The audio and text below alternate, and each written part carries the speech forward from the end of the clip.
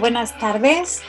Entramos ya en la recta final de estos 2 días intensos de trabajo, pero por las caras que veo y los debates que van surgiendo, creo que estamos todos y todas con más energía que al inicio. Bienvenidas y bienvenidos a este panel de sección en el que vamos a abrir el debate sobre el papel de los medios de comunicación en la prevención y erradicación de la violencia de género. Voy a ser muy breve en la introducción del tema porque no necesita mucha introducción y sobre todo porque la excelencia profesional de nuestras invitadas merece todos los minutos de este espacio. La violencia de género, una de las mayores constantes violaciones de los derechos humanos universales que ocurre en nuestras sociedades y, como se ha dicho en este congreso, en todos los estratos sociales y en todo tipo de relaciones.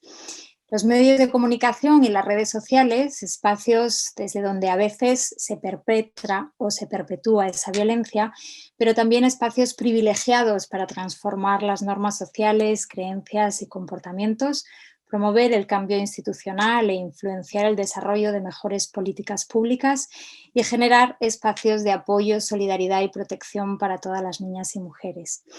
Invitamos aquí a nuestras panelistas a debatir cómo la ciencia, eje vertebral de este congreso, puede aliarse, en este caso, a los medios de comunicación para generar estas transformaciones y cuáles serían los caminos posibles y necesarios.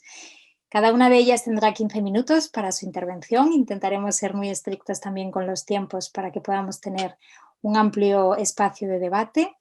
Gracias a las 3 panelistas en nombre de la organización y de todas las personas asistentes a este espacio por compartir generosa y solidariamente su experiencia y conocimiento para que podamos seguir avanzando en esta prevención y erradicación de la violencia contra mujeres y niñas, y gracias a todas las personas asistentes por sumarse a este esfuerzo colectivo en el que todas las manos son pocas.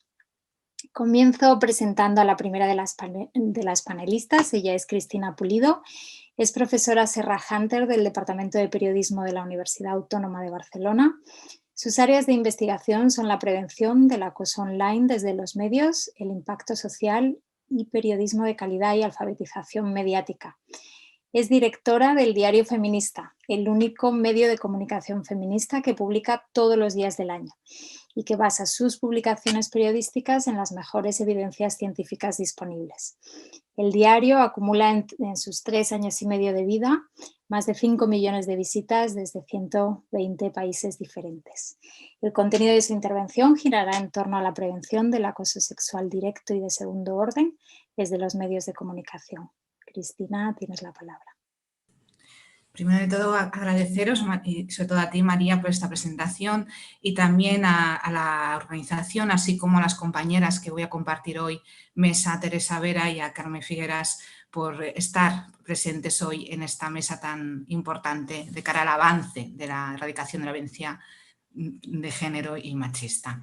Bien, como decía, la intervención la vamos a establecer desde la prevención del acoso sexual directo y de segundo orden desde los medios de comunicación.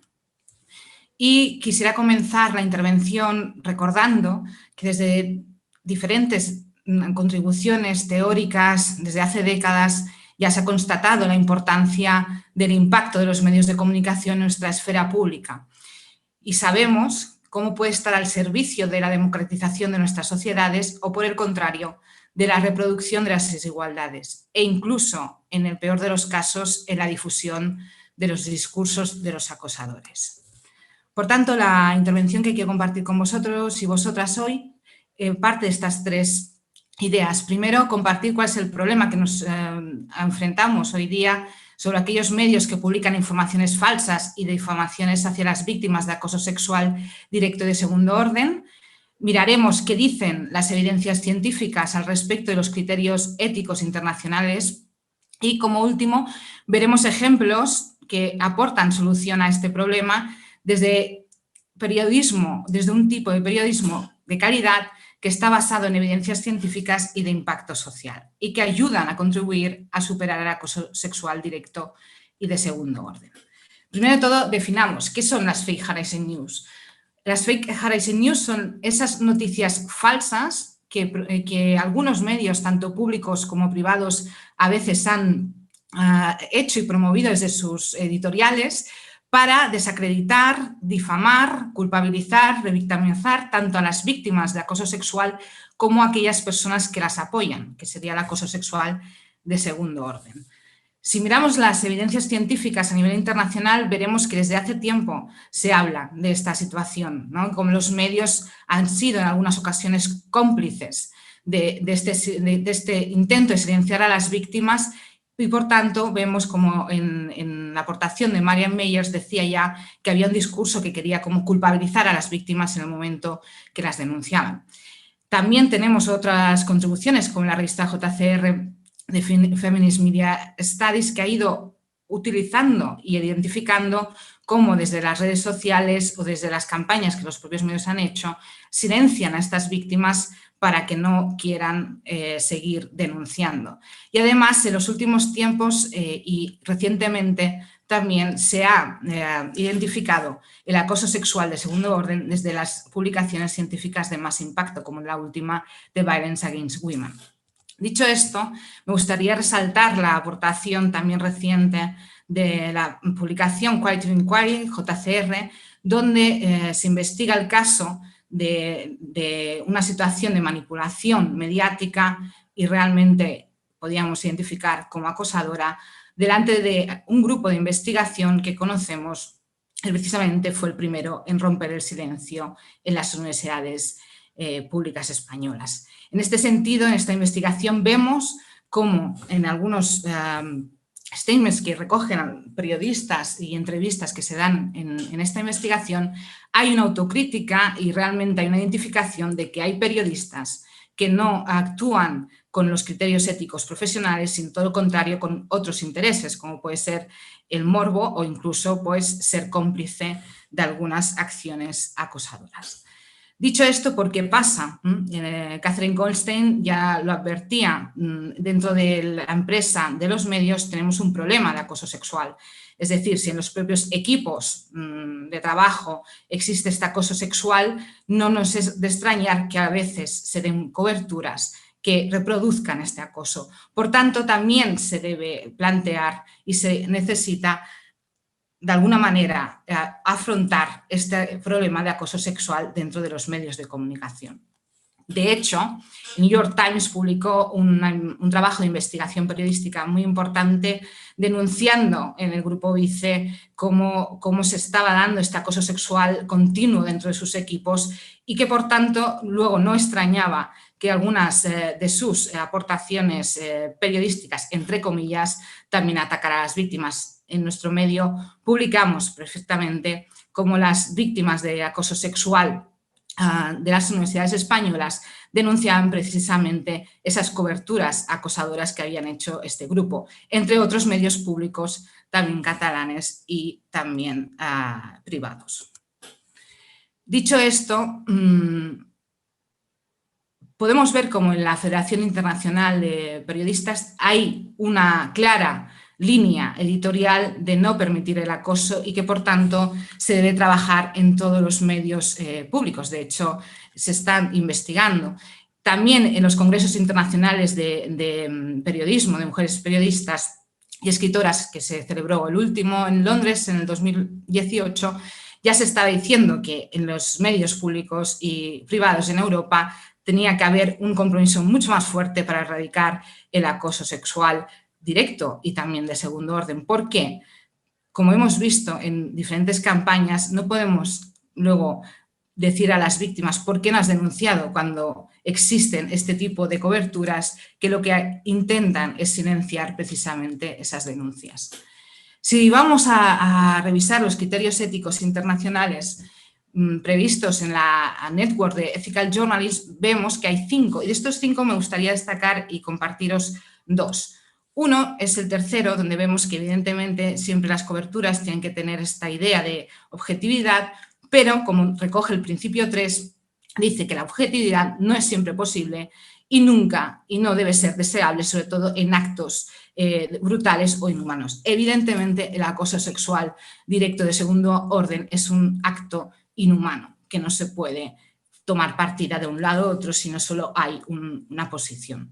Dicho esto, también hay el criterio cuarto, el de humanidad, que vemos como dice precisamente este principio que los periodistas y las periodistas no podemos hacer daño con nuestras coberturas. Tenemos que ser conscientes del impacto de nuestras palabras e imágenes en la vida de las otras personas. Y como vemos, también Elana Newman de la Columbia University decía, es muy importante cómo hacemos también las entrevistas con las víctimas de acoso sexual directo o de segundo orden. Tenemos que tener una aproximación sensible y desde una aproximación totalmente empoderada. No se puede permitir algunas prácticas profesionales que hemos identificado, donde, por ejemplo, hay preguntas que se hacen que ya constatan o ya se constatan como principio de acoso, si luego revisamos lo que nos marca la comunidad científica.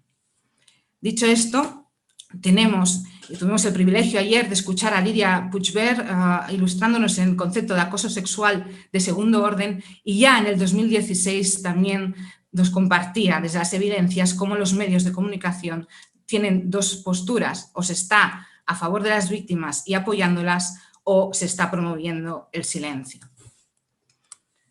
És més, en el grup de dones i mitjans del Consell Nacional de Dones de Catalunya, en el último año se ha trabajado un documento que se revisaba los 25 años de la creación de Beijing y se focalizaba en la aportación de la violencia. Y en este sentido se ha visto y detectado claramente que había muchas recomendaciones en el papel que eran muy buenas, pero que había que realizar un seguimiento mucho más extenso en cuanto a su aplicación. De hecho, se decía que el tratamiento informativo tiene que estar acorde a la norma vigente, y por ello, ahora mismo también tenemos que estar atentos y atentas, después de la incorporación de la violencia de segundo orden, que los medios de comunicación cumplamos con esos acordes a esas nuevas normas vigentes. También tenemos importancia en reproducir y estar atentos a que no se reproduzcan esos discursos acosadores, porque lo que hacen simplemente es apoyar a las personas que agreden. Si bien ha habido una mejora, se veía en el documento, se necesita mucha más implicación en este sentido, y se proponía crear un sistema que garantice el cumplimiento, y si no se hace, pues tiene que haber algún tipo de sanción, como sucede en otros medios, y que haya una rectificación inmediata. No se puede dejar público, sin rectificación, algunas coberturas que lo que hacen es estar reproduciendo constantemente ese acoso sexual de segundo orden o directo. Por tanto, la decisión editorial es simple: o se rechazan este tipo de noticias falsas y acosadoras, o realmente no hay una forma de realizar esta superación de acoso sexual de segundo orden. Dicho esto, tenemos una buena noticia, y es que en el reconocimiento internacional vemos que los trabajos que tienen estatus no son los que evidentemente reproducen el acoso, sino todo lo contrario. Los trabajos periodísticos de calidad que realmente frenan la impunidad de los acosadores son los que están teniendo éxito actualmente en nuestro panorama internacional. Y por ello voy a ir ahora un poquito más rápido en explicar 3 ejemplos muy rápido. El Pulitzer, por ejemplo, vimos cómo se lo dieron en el 2018 a la cobertura del New York Times y el New Yorker por el caso Weinstein y también por el movimiento Me Too. En nuestro contexto europeo también vimos cómo el premio de Globo de Oro se le dio a Documentos TV, a Voces contra Silencio, en el World Media Festival de Hamburgo. Y aquí se recogían diferentes testimonios de víctimas de acoso sexual directo y también de segundo orden. Destacaría en esta ocasión comentar cómo se recogió el testimonio de Anna Vidu, profesora de Deusto y actualmente Marie Curie, que irá ya a Berkeley a hacer su estancia. Se recogía su testimonio como primera denunciante del catedrático Jesús de Miguel, y se explicaba las consecuencias que tenía una vez denunciado, donde había amenazas, ¿no?, de que no continuaría su carrera académica. Todo lo contrario. De hecho, ahora, como sabemos, tiene una trayectoria académica y científica internacional reconocida. Igual que el profesor Ramón Flecha, que la apoyó en su denuncia y que ya en el 1995 había denunciado al equipo rectoral, había solicitado que había que actuar delante del acoso sexual en la universidad, porque se daba y todo el mundo estaba callado.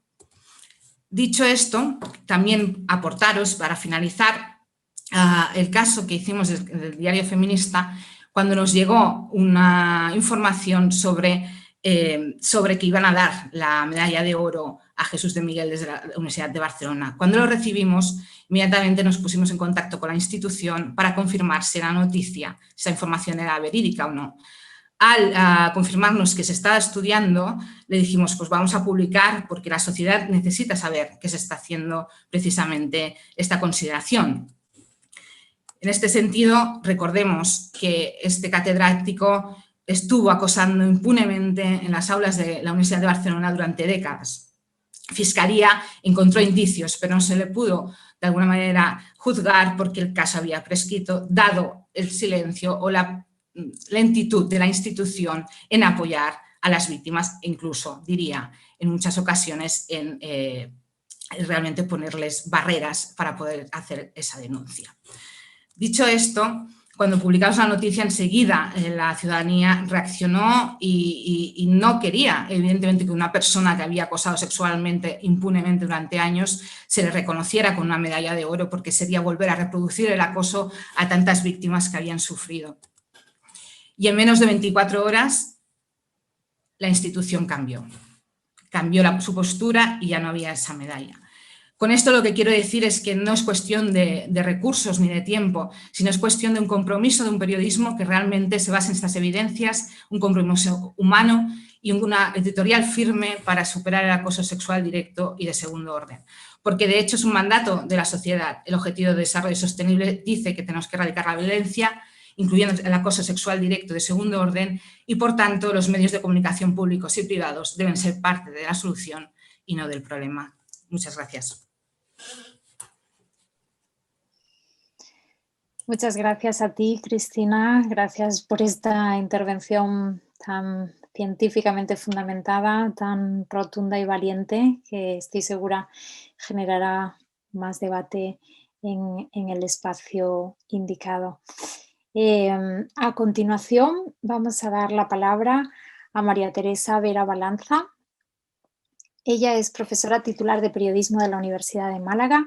Su área específica de investigación es en estudios de las mujeres y género. Ambas vías, comunicación y género, han sido coincidentes en toda su carrera docente e investigadora.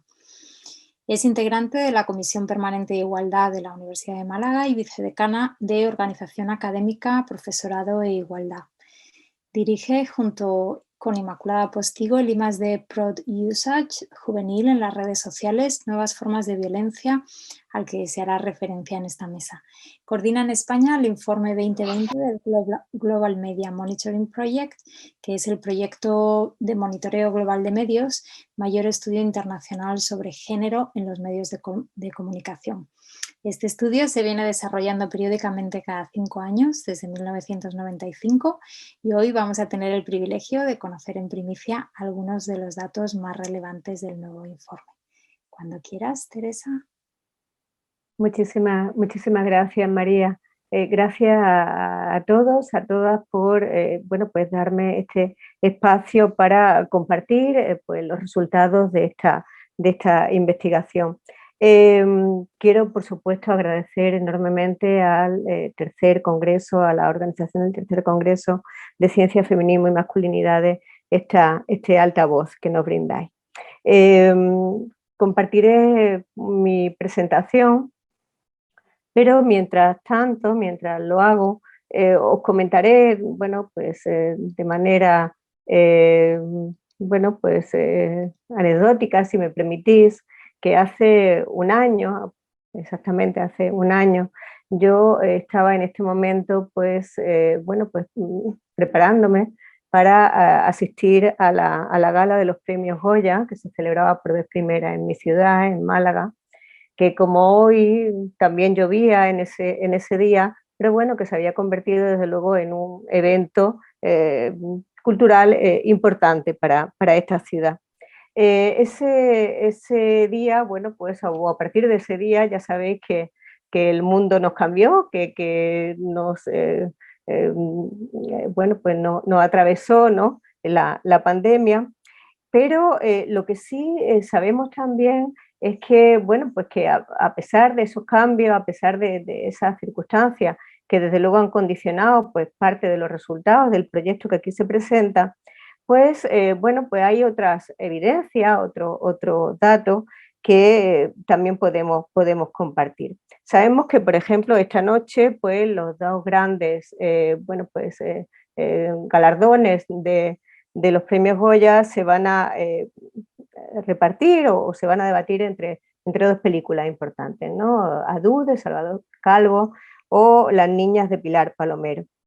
Más allá bueno, de qué ocurra en las quinielas, lo que sí que hemos tenido hoy acceso a lo largo de las informaciones que se han ido dando en el día de hoy es bueno cómo la presencia del número de nominadas, el número de personas nominadas, pues se ha incrementado hasta un 41%, por ejemplo, en el caso de mujeres del sector audiovisual, del mundo del cine, que van a estar nominadas en la noche de hoy. En cualquier caso, esas películas y esas circunstancias, esos indicios de cambio, desde luego nos permiten, bueno, pues entender qué es lo que ocurre, o sobre todo a mí me permite pues rememorar la lección o la conclusión del estudio pionero de Betty Friedan, La mística de la feminidad, cuando al término, en las conclusiones, decía algo tan sencillo pero a la vez tan contundente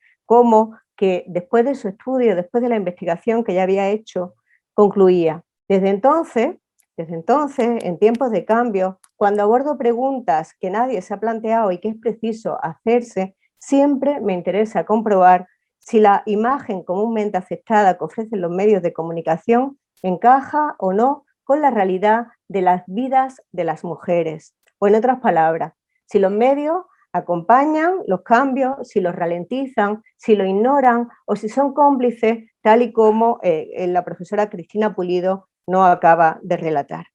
Eso es lo que evidencia el proyecto, o parte de todas estas cuestiones es lo que evidencia el proyecto global de monitoreo de medios. Este proyecto es la investigación, como decía nuestra coordinadora de mesa, es el proyecto que, bueno, pues que reúne de forma más extensa bueno, la auditoría de la investigación en género en medios de comunicación. También es el proyecto que permite una mayor incidencia pública, y eso creemos que es importantísimo. Y es también el único proyecto que incluye entre sus participantes no solamente a investigadores e investigadoras, sino que incluye a miembros de organizaciones populares, a integrantes, investigadoras de universidades, también de grupos de base, y a comunicadoras.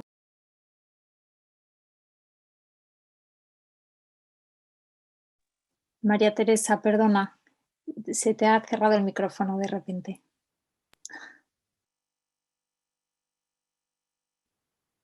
Ahora no te oímos. Intenta abrir el micrófono. Ahora. ¿Sí? Vale. Ahí, gracias. Bueno, decía, no sé por dónde me quedé, pero en cualquier caso hablaba de que el proyecto pues tiene una extensión importante, porque, bueno, pues porque participan bastantes países, y sobre todo que tiene una incidencia fundamental, que es la de, bueno, pues la de incidir, insisto, en las políticas públicas. También hay un valor que estaba bueno, pues, comentando, que era la participación de pues, numerosos investigadores, numerosas investigadoras y también instituciones y profesionales. La importancia del proyecto bueno, pues tiene sentido o radica esencialmente en que es un monitoreo que sirve como herramienta para el cambio, y que así fue promovida y reconocida oficialmente por Naciones Unidas desde el año 95, cuando fue incorporada a la sección J de la Plataforma de Acción de Beijing. El proyecto global se inspiró inicialmente en la preocupación de las mujeres activistas, de los movimientos de mujeres, para llevar la cuestión de la responsabilidad de los medios a la vanguardia de los debates en torno a las desigualdades de género. Su aplicación posterior nos ha servido para, bueno, pues para guiar el interés de investigadores e investigadoras para analizar, para hacer análisis comparables y precisos de los datos recolectados en diferentes contextos. Esto es, como nos advertía ayer la profesora Puigvert en la conferencia inaugural, para reunir evidencias científicas. Evidencias que van a ser de gran utilidad, como sabemos, pues para la educación, para la promoción de políticas, para la sensibilización de la opinión pública, también para el activismo y el desarrollo de políticas sobre medios y sobre comunicación, entre otras tantas aplicaciones. Eso es, para esencialmente tener capacidad discursiva. Los resultados del proyecto se aplican tanto a la sensibilización de las nuevas generaciones de periodistas, por eso estamos fundamentalmente implicados en las facultades de Ciencias de la Comunicación, porque creemos que nuestro mandato es justamente trasladar estos resultados a la formación de los y de las periodistas, para crear conciencia también en las audiencias de los medios y también para abogar por cambios en las políticas y en la rutina de los medios. Esto es, para crear, en definitiva, impacto social. Desde el año 1995 hasta ahora, hasta 2020, se han llevado a cabo pues 6 monitoreos y en ellos, bueno, pues se ha incrementado tanto la participación de los países, de los 70 iniciales a los 140 que han participado en esta última edición, pero que esencialmente se ha tratado de evidenciar el interés creciente y la voluntad de impulsar las cuestiones de género en los medios y también, bueno, de afirmar los derechos de las mujeres y de la igualdad de género. Aquí estamos algunas de las personas participantes que tuvimos la ocasión el día 29 de septiembre de monitorear pues, un total de 536 unidades informativas, un colectivo de personas que reunía, bueno, pues, a distintas instituciones, universidades esencialmente, pero también organizaciones. La importancia de la organización en este monitoreo estriba esencialmente en la posibilidad de que se trasladen los resultados al ámbito profesional.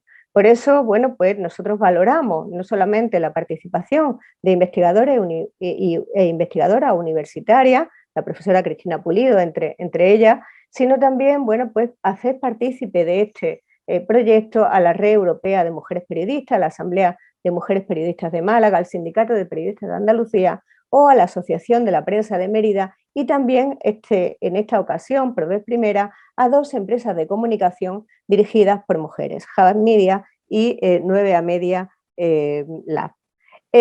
Con este equipo humano pues tan amplio y tan importante y tan voluntarioso y tan dedicado, pues logramos pues, analizar 32 medios de comunicación, diarios, informativos de televisión y de radio, medios digitales y también cuentas de Twitter, hasta reunir pues, un corpus, creemos que importante, potente, que hemos implementado a la base de datos general que organiza la asociación WOC desde Canadá.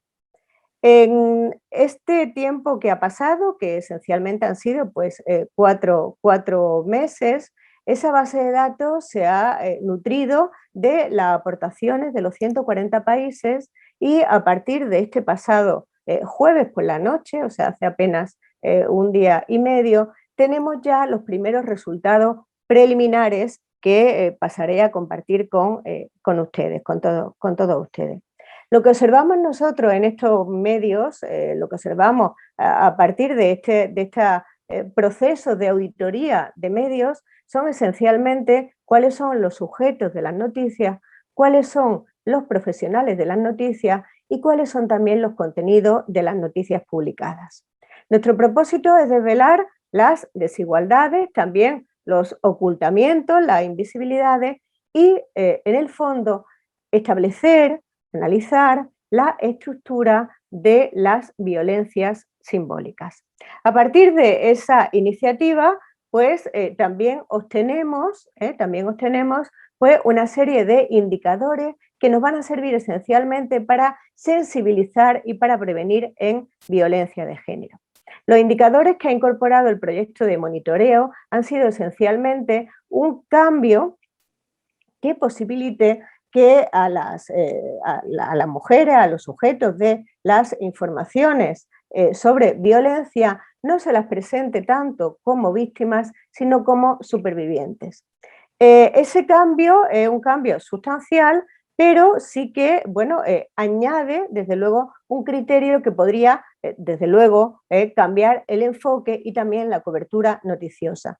Pero no solamente con respecto, en este caso, a la violencia, sino también cómo las noticias logran o no cuestionar los estereotipos de género, o como un indicador más asociado que sería si las notas informativas pues apuestan por una información de calidad e incorporan y mencionan pues las políticas públicas, incorporan la igualdad de género y los instrumentos jurídicos para informar sobre la violencia contra las mujeres y en general sobre los derechos humanos.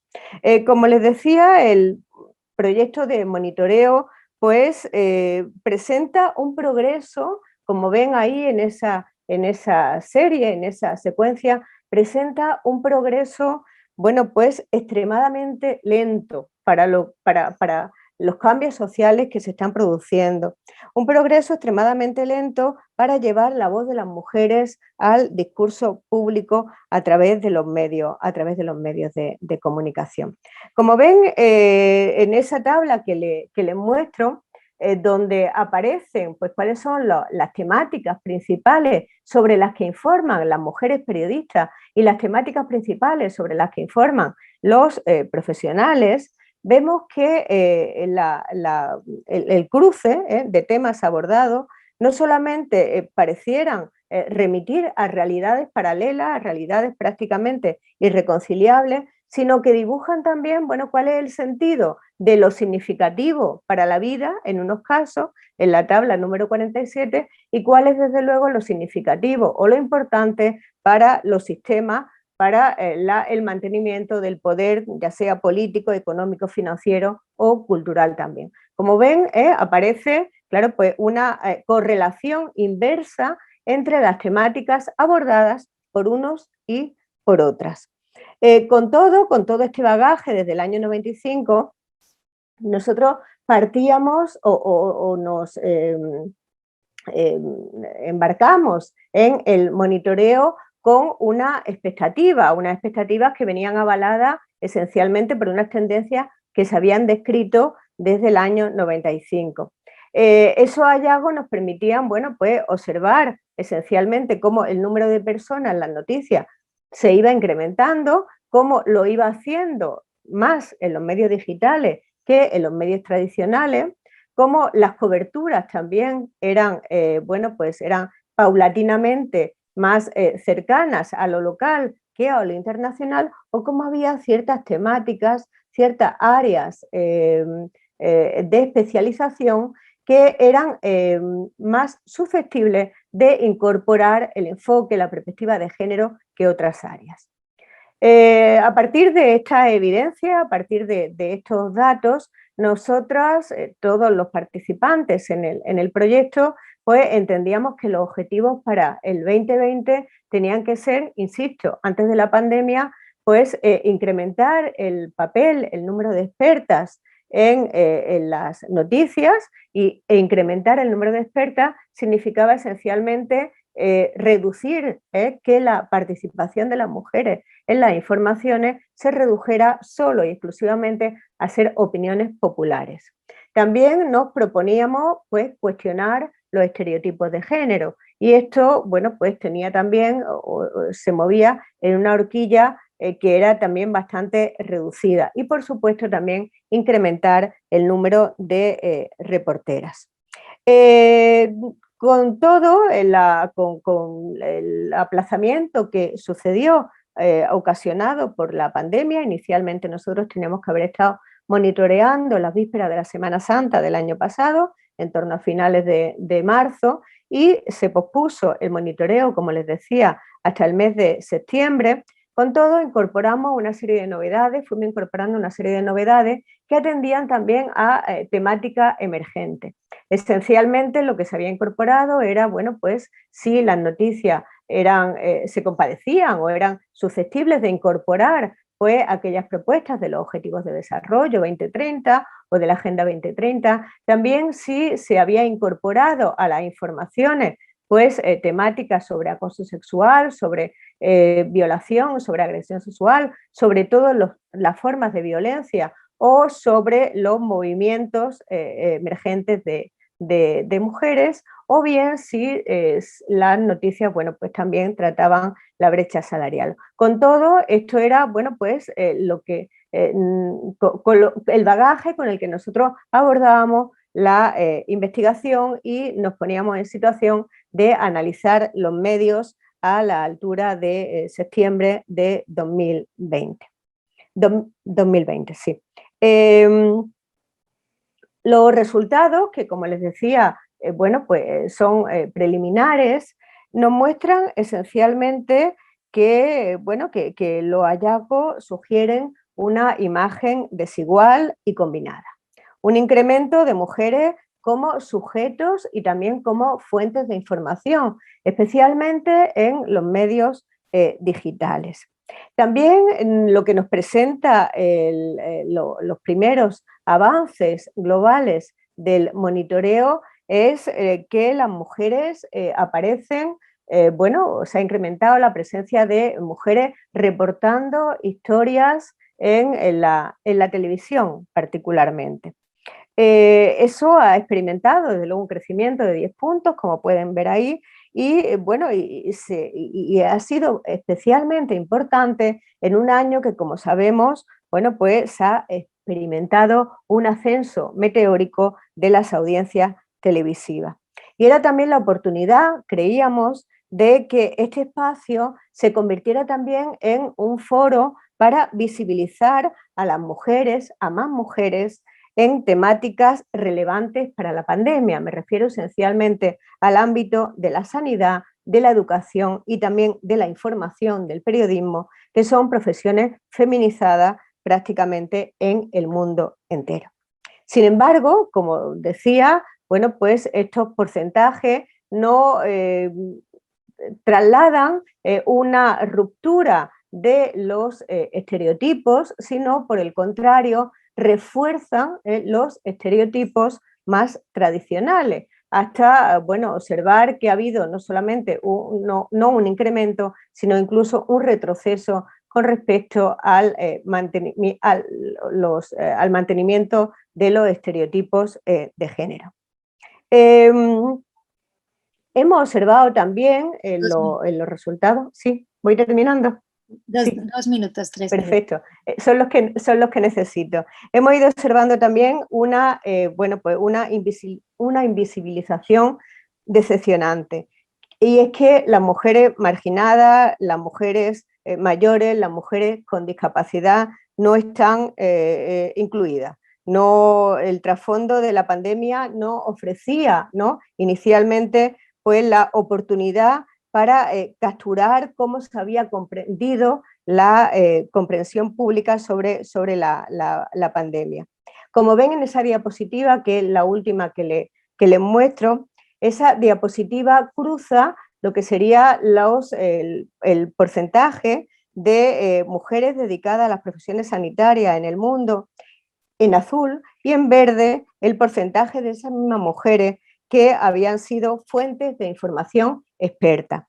Como ven, los resultados, bueno, pues son extremos, y en el caso de España se evidencia el sesgo de género, y no solamente se evidencia, sino que, como ven, la imagen que trasladan los medios de comunicación es una imagen totalmente sesgada y que además prácticamente niega la realidad, puesto que siendo un porcentaje casi del 58% de mujeres dedicadas al ámbito de la profesión, de las profesiones sanitarias, su papel como fuentes de información queda reducido a apenas el 38%. Esto es casi 20 puntos de diferencia y ese sesgo, desde luego, bueno, pues no puede más que provocar nuestra preocupación. Nuestra preocupación porque se ha perdido, entendemos, bueno, pues una posibilidad de haber contado la realidad desde otro punto de vista, de haber contado la realidad de manera inclusiva, incluyendo a las mujeres que en este tiempo, como sabéis, bueno, pues han sufrido de manera desproporcionada la pandemia en términos de pérdida de empleo, de dificultades económicas, de violencia o de abuso. Desde luego, lo que esta investigación ha revelado hasta ahora es que la crisis sanitaria no solamente ha dibujado, sino que ha enfatizado las disparidades ya sistémicas existentes. El proyecto global expone esa brecha respecto a la presencia de las mujeres expertas en los medios, pero desde luego también creemos que debe de ofrecer una herramienta para promover la equidad en esta nueva normalidad. Gracias, y más información la tienen en la página web y también en el seguimiento de nuestra cuenta en redes. Muchísimas gracias y perdón por haber superado el tiempo. Gracias. Muchas gracias, Teresa. Muchísimas gracias a ti por esta presentación y por la relevancia de la coordinación de este trabajo que es tan necesario. A continuación, nos acompaña esta tarde Carme Figueras Visiñol, es diplomada en Ciencias Físicas, ha sido diputada del Parlamento de Cataluña y consejera de Bienestar y Familia de la Generalitat, diputada también en el Congreso de los Diputados, donde entre otras funciones ha sido vocal de la Comisión Mixta de los Derechos de la Mujer. Desde el año 2010 es consejera del Consejo Audiovisual de Cataluña y entre sus ámbitos de responsabilidad en este Consejo ha estado la coordinación de la Comisión de Relaciones con la Sociedad y Educación en Comunicación Audiovisual y la presidencia para la Mesa de la Diversidad en el Audiovisual. También es la responsable de los ámbitos de infancia y género del Consejo y el título de su intervención será el tratamiento de la violencia machista en los servicios de comunicación audiovisual. Carme, cuando quieras, es tu turno. Muchas gracias, María, y también en primer lugar agradecer la oportunidad de estar en este congreso. Voy a compartir pantalla. Muy bien, pues como ya ha dicho María, este es el título de mi ponencia. En definitiva, el Consejo del Audiovisual de Cataluña es un organismo regulador de los medios audiovisuales independientes. Estamos designados por el Parlamento de Cataluña y dependemos del Parlamento de Cataluña y somos independientes respecto del gobierno. En el tema de violencia de género, violencia machista, el Consejo tiene desde el 2019 unas recomendaciones dirigidas a los medios de comunicación. Ahora estamos haciendo una revisión de acuerdo con la modificación que se hizo de la ley del 2008 de la violencia machista en Cataluña. Estas recomendaciones las hicimos con todos estos organismos que ven aquí en la diapositiva. De manera muy resumida, pues trata la violencia machista como una violación de los derechos humanos o un atentado contra la libertad y la dignidad de las personas, la necesidad de seleccionar, diversificar las fuentes, contextualizar la información, hacer visibles las aportaciones de las mujeres, presentarlas con toda su autoridad, respetar la dignidad de las víctimas, su derecho a la intimidad, así como la de los hijos e hijas, prescindir del sensacionalismo, de la espectacularización, dramatismo, morbosidad, tanto en la forma como en el contenido, evitar también hacer cualquier relación entre causa y efecto entre los hechos y la procedencia de las personas implicadas, su situación sociocultural o las circunstancias personales, visibilizar las consecuencias de la violencia de género, visibilizar las consecuencias que tiene para los agresores, seguimiento de los casos y también, por último, fomentar la formación de los y las profesionales de la comunicación. En el Consejo llevamos muchos años analizando el tratamiento de la violencia machista en los medios Desde el año 2002 el análisis se ha hecho cada 3 años en cuanto a la información televisiva. El último que tenemos es el de marzo-mayo de 2018, del que os haré una breve pincelada. Y después también desde el año 2016 estamos trabajando la presencia de contenidos en Internet. En cuanto a la información televisiva, a grandes rasgos, los objetivos del informe son cuantificar la presencia de informaciones sobre violencia machista. De los teleinformativos se analizan 3 meses todos los informativos. También el seguimiento de las recomendaciones, estas de las que les he hablado, y también estudiar la evolución de las informaciones, en este caso entre el 2010 y 2018, porque las recomendaciones en las que nos basamos son las del 2009. El universo de estudio son todos los teleinformativos en este periodo de TV3, que es la pública de Cataluña, Televisión Española de Cataluña, la de desconexión, también pública, y una privada que es 8TV, que también tenía informativos en esos años anteriores. Solo les mostraré la atención informativa que tienen las noticias referentes a la violencia machista con relación al total de las noticias. Pueden ver que del 2010 al 2018 esa atención informativa ha ido incrementándose y por lo tanto en ese sentido hay, aunque ese 3% de TV3 por ejemplo es sobre el total de las noticias. Como conclusiones, aparte del incremento de la atención informativa, hemos ido notando una tendencia a incorporar elementos de reflexión y sensibilización. En ese sentido hay un buen incremento. La ausencia de discurso banalizador y justificador de la violencia machista, que sí estaba en los primeros informes. La presencia mayoritaria de voces cualificadas, en eso sí que se ha mejorado en estas televisiones. Y también una cierta tendencia a la disminución de los elementos de dramatización y espectacularización en las televisiones públicas, no tanto en la privada, aunque aún así en las públicas sigue estando alrededor del 15% de las noticias de violencia machista llevan este tipo de elementos. En cuanto a paso ahora al tema de Internet, de manera breve, desde el año 2016, como les decía, hemos hecho 3 informes, hicimos en aquellos momentos, para ver una aproximación a qué mensajes había en la red favorecedores de la violencia machista. La clasificación de los contenidos en estos informes son en estos 5 macrotemas que ahora iré desgranando. El primero es la incitación a la violencia machista, contenidos que incitan a la violencia, como por ejemplo recomendación de prácticas para ejercer la violencia, pautas detalladas para aplicar castigos a las mujeres e instrucciones para no dejarles marcas, o bien contenidos favorables a la sumisión química. Esos son algunos ejemplos de las webs. Este sería un ejemplo de una de las webs.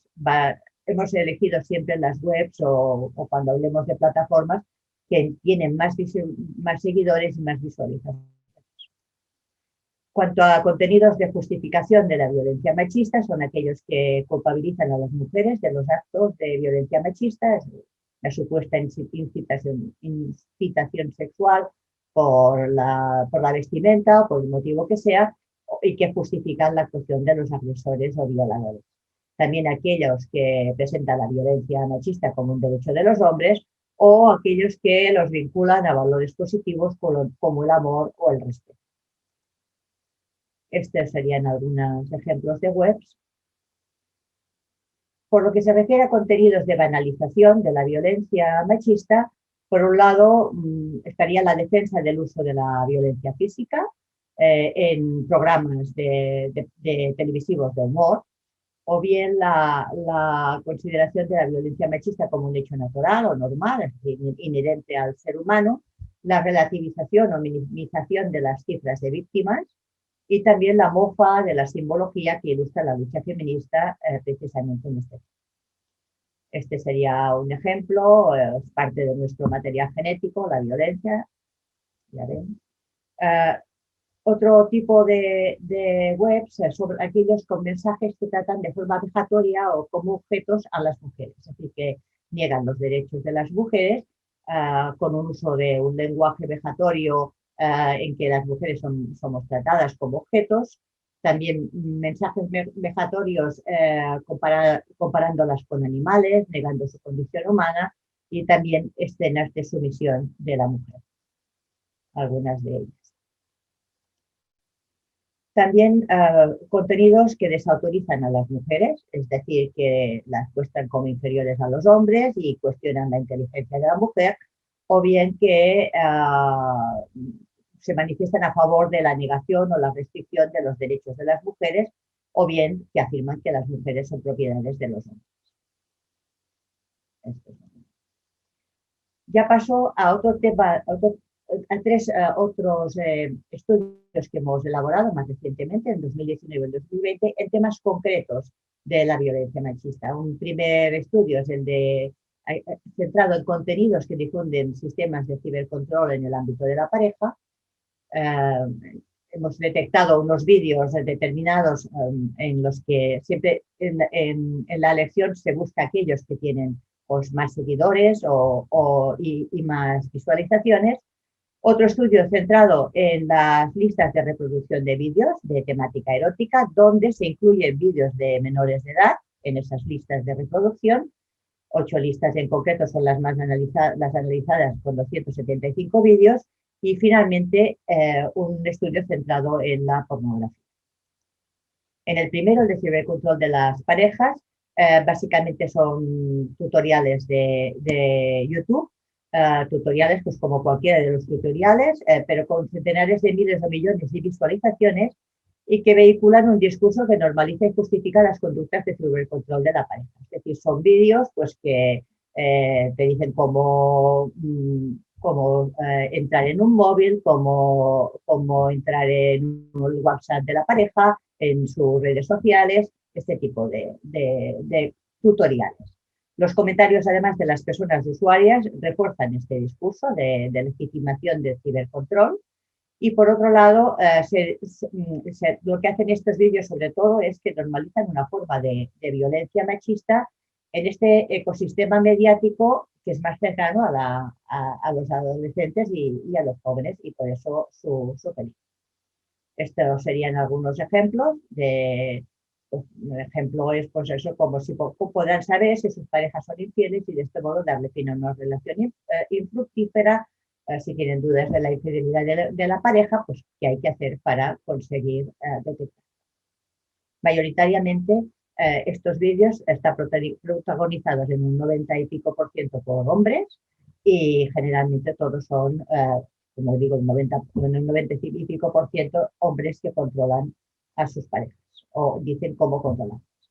El siguiente estudio, que era el que les dice de recontextualización con voluntad sexualizadora de los vídeos de menores de edad, mayoritariamente niñas, atribuyen elementos que sexualizan actitudes de niños y adolescentes, reubicándolos en un contenido de manera que se modifica el sentido y la finalidad iniciales de estos vídeos. Son vídeos protagonizados mayoritariamente por niñas, muchas son de poca edad, púberes, que muestran situaciones de su vida cotidiana, es decir, en la piscina, haciendo gimnasia, bailando, en el salón de casa, frente al televisor, y que se ofrecen de manera que condicionan esta mirada sexualizadora. ¿Por qué? Porque se incluyen estos vídeos dentro de otros vídeos protagonizados por personas adultas, mayoritariamente mujeres, de carácter erótico. Estas listas de reproducción que incluyen estos vídeos se presentan bajo títulos como Hot Teens, adolescentes calientes, pechos de todas las medidas, culitos sexys, ese tipo de listas son las que se han detectado y todas con miles y miles de visionadores. Este es un ejemplo de una lista de reproducción que incluye 75 vídeos, de los cuales 38 están protagonizados por menores de edad. Esos son las dos menores de edad y estos serían los dos vídeos de ejemplo de esta lista. Las acciones que desde el Consejo del Audiovisual hemos emprendido con las empresas proveedoras de Internet, de momento solo han sido acciones intentando pues, sensibilizar de este tema. En 49 casos se ha conseguido la retirada permanente del contenido y en 9 casos se ha establecido un requerimiento de registro o una inclusión de advertencia para la edad. Finalmente ya paso a hablar de este último estudio que hicimos en octubre del 2020 sobre pornografía en Internet. Hay que tener en cuenta que hasta 3 plataformas pornográficas forman parte de los 20 sitios web más visitados, es decir, están al mismo nivel que está Google, Baidu, Facebook, Twitter, Instagram, YouTube o Wikipedia. A ese nivel están estas plataformas que hemos analizado. El objeto del informe inicialmente era la asistencia de elementos de verificación de la mayoría de edad en este tipo de... Son webs que muestran contenidos pornográficos con presentación de vídeos similares a un servicio de comunicación audiovisual. Y también hemos analizado qué tipo de contenidos pornográficos podían estar difundidos por YouTube, Facebook, Instagram, TikTok y Twitter. Las webs de acceso, hemos seleccionado de esas 40 sitios web en los que los contenidos textuales se ofrecen total o parcialmente en algunas de las lenguas oficiales de Cataluña, catalano o castellano. Y finalmente hemos hecho un análisis también de qué contenidos audiovisuales representan actos sexuales sin consentimiento. En las plataformas y redes sociales, solo en Twitter se han encontrado este tipo de contenidos. En estas otras no se han localizado contenidos de pornografía. En Twitter sí, sin ningún tipo de condicionado del sistema de acceso, que pueden ser visionados por menores de edad. Y en el 99% de los casos, lo único que se hace es advertir de la presencia de contenidos delicados. La edad mínima para tener una cuenta en Twitter hay que tener en cuenta que es de 13 años. Las características de los 40 webs estos analizados hay que tener en cuenta que todos afirman disponer de miles o billones de vídeos y las visitas de muchos de estos sitios superan el 1.000.000 de millones en un mes. Únicamente el 10% pregunta si la persona es mayor de edad, pero ninguno establece sistema de filtrado real. Y en algunos casos, el 32% sí que avisan de que son contenidos para personas adultas. Estos webs se organizan por categorías temáticas. También de todas estas webs pornográficas que hemos analizado, incluyen vídeos, en un 50% incluyen vídeos con representación de actos sexuales sin consentimiento de la mujer. Es decir, que representan actos de violencia como un hecho deseado por las mujeres, pero son de violación o de sumisión química, lo presentan como un hecho deseado después por la mujer. Este es un ejemplo de uno de los sitios web que bajo esta etiqueta de Forced Gangbang tiene más de 60.000 vídeos con subcategorías como estas: violaciones de redes, violación en grupo, violación grupal, para que vean un poco para que veáis el alcance de este tema.